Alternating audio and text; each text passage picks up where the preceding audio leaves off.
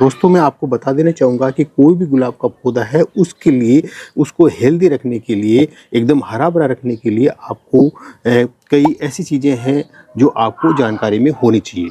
दोस्तों मैं आपको बता देना चाहूँगा कि गुलाब के पौधे के लिए कम से कम 3 चीज़ों की आवश्यकता होती है, जिसमें सबसे बड़ी चीज़ है नाइट्रोजन की।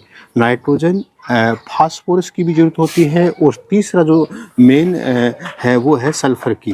दोस्तों पौधे में तीनों तत्व अगर सही मात्रा में है तो ये पौधा अपने आप हरा भी रहेगा, साथ ही इसमें खूब सारे फ्लावरिंग भी होंगे। तो शुरू करते हैं। सबसे पहले मैं आपको बता देना चाहूँगा कि कोई भी पौधा अगर अपने को ऐसा रखना है तो सबसे पहले इसकी गुड़ाई करनी ज़रूरी है।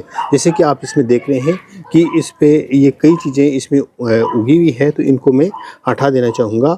इनको अपन आसानी से हटा देते हैं और हटाने के बाद में इसकी अपने को गुड़ाई करनी है। दोस्तों एक चीज़ का विशेष रूप से ध्यान रखना है कि अगर आप गुलाब के पौधे पर ज़्यादा फ्लावरिंग चाहते हैं तो इसको समय समय पर अपने को इसकी प्रूनिंग करनी है। प्रूनिंग 2 प्रकार की होती है दोस्तों, एक तो होता है सॉफ्ट प्रूनिंग और एक होता है हार्ड प्रूनिंग। अपने को समय समय पर इसकी पौधे में अपने को सॉफ्ट प्रूनिंग करनी है। हार्ड प्रूनिंग अपन साल में एक बार पौधे की कर सकते हैं, लेकिन सॉफ्ट प्रूनिंग आप समय के हिसाब से कर सकते हैं। जैसे कि अभी मौसम अच्छा है, कोई भी पौधे की अपन कटिंग कर सकते हैं, तो आपने को ये करना है। और जब इसकी अपन अच्छी गुड़ाई कर लेते हैं, गुड़ाई में आपको ये ध्यान रखना है कि पौधे की 1 इंच या 2 इंच तक की आप आसानी से गुड़ाई कर लेनी है।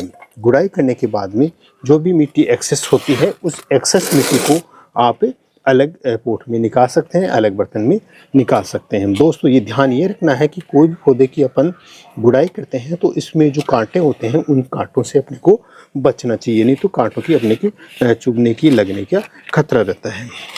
जब अपन इसके पौधे की 1 इंच तक की गुड़ाई कर लेते हैं, जैसे कि आप इसमें देख सकते हैं मैंने 1 इंच तक की गुड़ाई कर ली है और रूट निकलना प्रारंभ हो गई है। तो इन रूट्स को कट नहीं करना है, तोड़ना नहीं है।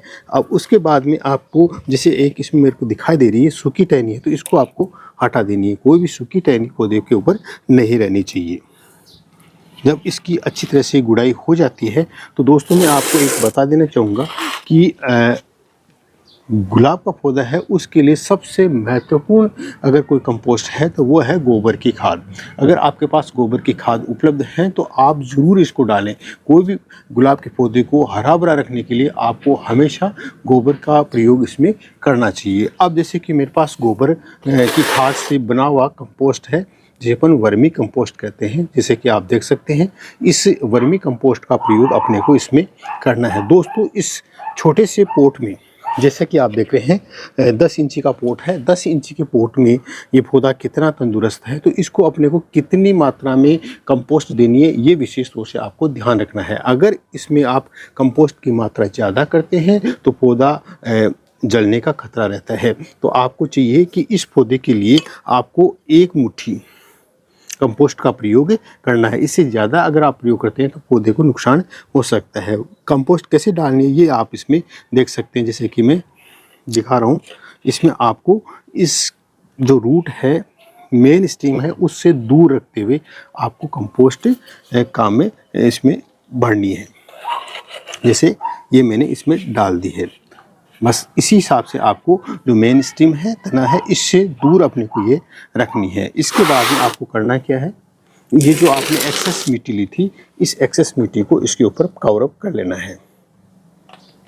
जब आप इसको हल्के हाथ से इसको कवर अप करने के बाद में इनको हल्के हाथ से पुश करके आप इसको दबा सकते हैं।